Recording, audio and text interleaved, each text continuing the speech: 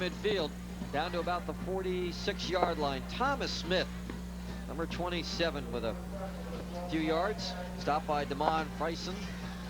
You know, that happened to us one other time this year when Daphne and St. Paul played, Lee, and then really, anytime there's a live ball situation, the bands are not supposed to play. But who's going to enforce that? Third down and long for Leflore at the Blount 46. Handoff. Smith straight ahead to the 40. So it'll be fourth down and about 14. That tackle was made that time by number 40, Michael Jackson, another sophomore. 1:03, time ticking down as you can see on the clock.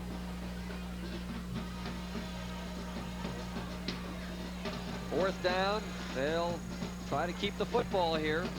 Trailing 38-0, the Rattlers. Leflore's been in that unbalanced line most of the second half. Smith straight ahead to the 30 to the 28-yard line. Not enough for the first down. I see a flag on the far side of the field. Number 43, Shan Bracey, makes a tackle.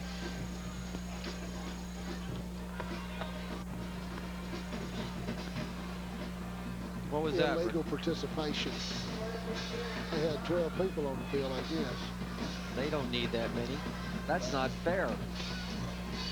Blount could probably put 8 people on the field with their team speed, Lee. And Darnell Kennedy, along with Trainer Newman, talking to one of the coaches. You know, Lee, Paul Newman and those people come out here on their own time. They receive no pay, and you know they really love the game and they love the job that they have to do, and that's they're a credit to sports medicine itself, and we're glad to have them in our area. Well, the penalty keeps the drive alive with less than a minute to play. Bo Eller at quarterback. Smith, the lone setback, gets the call. 25-20, straight ahead, still on his feet, and he's tough to bring down at 5'5", and that may have been the last play of the game. Little Tommy Smith running hard, and he is certainly an inspiration. James Barron on the tackle, and that should do it. The final score here at Pritchard Municipal Stadium, Blount 38 and Leflore nothing. Blount undefeated, now at 4-0, top ranked in 5A. Leflore 1-4, and the first ever Heritage Classic has come to an end. The quarterback for Blount threw 4 touchdown passes, ran for a 2-pointer, ran in for a touchdown.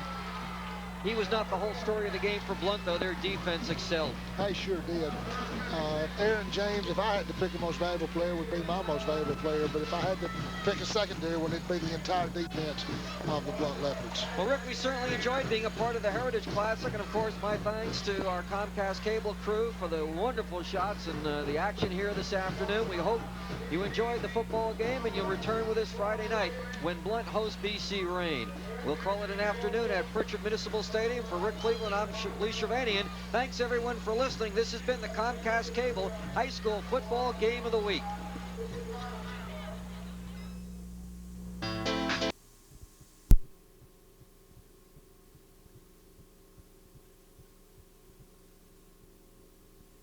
Six-0 Blount here on the Comcast Cable High School Football Game of the Week, which continues in 30 seconds. Quarterback Aaron James has figured in all of the scoring for Blount, including the 2-pointer. Freisen's kick, long and deep. Ricky Wright backs up with the 5, to the 10, to the 20, and that is it. Maybe the 21. Looked like rugby. Now, wait, you know, the impressive thing about that was number 55 for Blount that time was Clausell Brown. And Clausell he's the wedge buster. He got hit 3 times and still made the tackle on the kick on Ricky Wright. Kind of guy you like for the specialty teams, Rick. You sure do. You sure do. And that's you got to have heart to play on the specialty teams. You got to have heart. You got to have a lot of things to play on those specialty teams, Lee. I never wanted any of that. 22-yard line for Darnell Kennedy, who's in there at quarterback, 6-foot senior. Pretty good golfer. Plays on the basketball team at Leflore. He's going to roll out right. Going to throw. Knocked down. Will be second down. And that was Darrell Williams, the outside linebacker, who got a hand on it.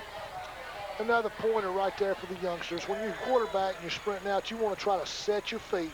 You want to set your feet and try not to let those feet be moving as you throw the football. Set your feet, get your shoulders square, and throw it.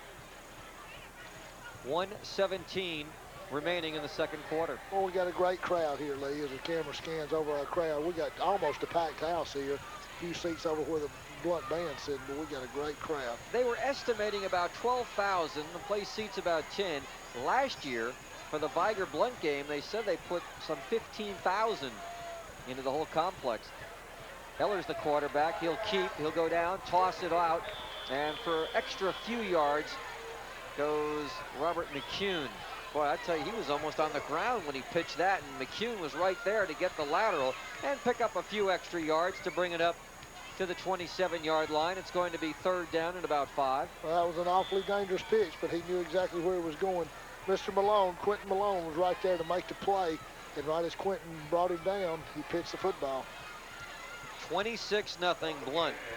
Kind of reminiscent of their first half against Shaw last Saturday night. Lee, I'm going to tell you right now, Blount is one of the top 5 high school football programs in Alabama. Actually, I said Saturday night. It was a week ago Thursday. They played that game on a Thursday. No setback behind Eiler.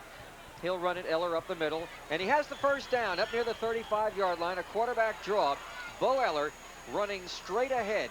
And it was one of the Malones, this time Robert, that applied the tackle. You know, Lee, you really, and I've watched Marco McNeil the last 3 or 4 snaps on defense. He really gets after it. He's playing that 3 technique right there over the center. And he puts a tremendous amount of pressure, not only on the center, but on the quarterback as well. 1st and 10 Rattlers. This may be the last play of the first half. Bo Eller in at quarterback. Throw it deep. Behind the center, Byron McMeans dropping back. Rushes on. Eller is going down, and you just mentioned the youngster who's in there, Marco McNeil, a sophomore, 285, the tackle, and that is the end of the first half. Score after 1 half in the Heritage Classic here at Pritchard Municipal Stadium, Blount 26 and Leflore nothing. Rick and I will be back with a short recap prior to our halftime show when the Comcast Cable High School Football Game of the Week continues in 90 seconds. White Wolf Computers, our sponsors for high school football. I know you'd like one of those computers, Rick. I sure would. I'm about to invest in one of those things. That's the wave of the future, and I'm a little bit behind in that, Lee. Not as behind as I am. Well, and that's where we all got to go, and my children need to have one, and that's where I want to go. And you guys that are out there, go out to White Wolf Computers. They're supporting high school football, and I'm sure that they will get you a fine product to use in your home or your office. Lamont Bryson will kick off for Blount. Ricky Wright is the man in the middle for Leflore back at the 5-yard line. And that ball will be run back instead to the 10, to the 15, up near the 20-yard line. That is Omar Hamilton still on his feet and finally driven down around the 17. He did a lot of running laterally, more so laterally than upfield. Glad to be here up at Pritchard Municipal Stadium. You see what you just did, Rick? You put the chart in front of my face. They're showing us on camera. I'm sorry, Lee. See? There you go.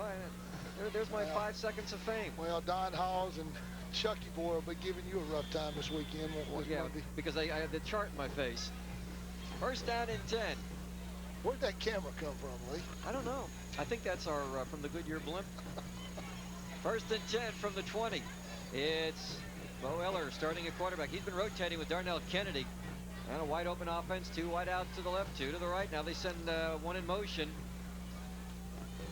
And Eller will run the ball and then toss sweep to the left side. Still on his feet. McCune, he's going down for a big loss. He never got started. No, he sure didn't. Jared Ellis was right there to make the tackle on the triple option that time. And I tell you, Wayne Merritt, the defensive staff of Blount, had Darrell Williams, a strong safety, coming on a strong safety blitz that time. And they just had him outnumbered.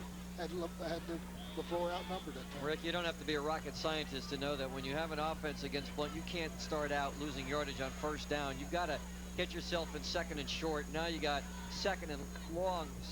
Let's see, they need the 30, and the ball is back at the 9-yard line. They lost 11. All right, Darnell Kennedy comes back in at quarterback. A delay. Running is Smith to the outside to the 11-yard line. The 5'5" running back, Jared Ellis, was there to stop him. He's in his first year as a starter on this Blount defense. And as play is underway in the second half, it's going to be 3rd and long, and Bo Eller runs the play in from the near sideline. He wears number 16, replacing Darnell Kennedy. Or is he going to replace Kennedy? No, they're going to keep, you see that? They're going to keep both quarterbacks in there. Well, you might look for some trickery here. You could see some kind of halfback pass or an end-around pass or something. Let's see where they line up Ayard at. Well, Eller goes out, so he's a receiver. Kennedy is a quarterback. They brought McCune out of the lineup. Look for a double pass. Back to pass. Kennedy stumbles back near his goal line, throws long and deep upfield. Anybody's ball, intercepted by Blount.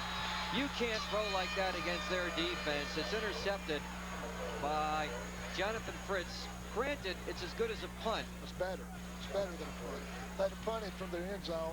They get the ball on the 50-yard line. In that case, it is better. But you're right. You can't throw it up against Blount like well, that. again, if you're looking to just get it out of there and have him intercept, that's fine. But you're throwing into double coverage. Blount, one of the best defensive teams in the state as far as intercepting the football. And we saw another interception there. I believe that's what, their third turnover? Third one tonight, I think. It's a cool afternoon in Pritchard, Alabama. Ball right at midfield for Blount, leading 26-0. And is this standard? Almost every time Blount's offense has gotten the ball, Leflore has jumped off sides. Let's see if they were lured off sides. Well, they were, and you know. No, they weren't. It's against Leflore. They weren't lured off sides. You're right, Lee. They weren't lured. They just jumped on their own. But they've been doing it all game. Well, and that's you know, that's just anxiousness. That's just the youngster in them. That's got to stop. They're supposed to move on the ball. The defense is taught to move on the ball, not on the sound. 10-10 remaining, third quarter, 26-0 Blount. High formation behind James. Quarterback takes. The fullback, Lee, up the middle for about 5 and maybe a first down. Out near the 40-yard line, that is Sherman Lee, who has run well the few opportunities he has had in this game. And there's a difference in the offensive and defensive lines, Lee. The defensive line is taught to move on the ball, whereas the offense moves on the sand. And you got the offensive line for Blount, who's done an outstanding job tonight. Jonathan Brown, number 53, number 68, Mike Thomas, number 75, Carlos Bonner, number 61, Aaron Taylor, number 76, Leo McCall. The tight ends, Mike Miller and Jasmine Chastain, and Marlon Reed and Deandra Green. I could have saved him the time. I knew he had the first down. It is we do have a bird's eye view from where we are, Lee. 1st and 10. Blount racking up the big yardage today. DeAndre Green comes to the near side, to the left side, in front of the Leflore sideline. Marlon Reed flanked out far to the right. Split backfield on first down. Green in motion. They'll send Lott up the middle. Drives down to about the 37. Number 30 picks up about 3 yards. As Leflore's defense was right there. Ben Harris getting ready to send in the next play. It's going to be 2nd down and 7. Somewhere over in that mix is old Marty McDowell. And Marty McDowell was an outstanding receiver here in Mobile. He went on to Mississippi State, of course, played with the Minnesota Vikings. He was telling me before the game, he said, Coach, he said, you know, the receivers I've got, most of them are sophomores. He said they're going to be something special. And they already are something special because they got a heck of a coach in Marty McDowell and a great person as well. It is 2nd and 6. Aaron James has thrown for 3 touchdown passes, and he'll give it to his tailback that time. Nothing doing, no gain. Stopped at the line of scrimmage. One of the few times that Leflore has been right there to make the quick stop. And that was Ahmad Eaton on the tackle. And Rayheim Franklin, a running back who we did not think we would see. He wears number 20. He's a little guy, and he's a good one, but he's coming off an injury, a knee injury. And Coach Ben Harris told me he didn't think Franklin would play, but he got in there and ran. Actually didn't gain anything, but they really expect this guy to be something else when he recovers fully. James will keep. Left side run. Look out. 35 to the sideline. Out of bounds at the 31-yard line. Picked up about 5. He needed 6. Well, we talk about the triple option. There's an excellent example of the double option. He rides the fullback into the line of scrimmage. The fullback is tackled by the defensive end. Aaron James pulls the ball out of the belly and sprints down the sideline for a first down. As we broadcast this game and you see Leflore, and they've got to be disappointed, I wonder on the far sideline, Ben Harris, what's running through his mind. He's leading 26-0. passing-wise, they've had open receivers almost the entire first half. But he and Rayford Parker are good friends, and if maybe he'll just pretty much stick to a running game now. Well, I don't think you'll see a whole lot of throwing in this half unless Leflore makes some kind of dramatic comeback. The single setback is Antoine Lott behind Aaron James, and James will throw, and over the middle, and he's got another receiver, 15, 10, 5,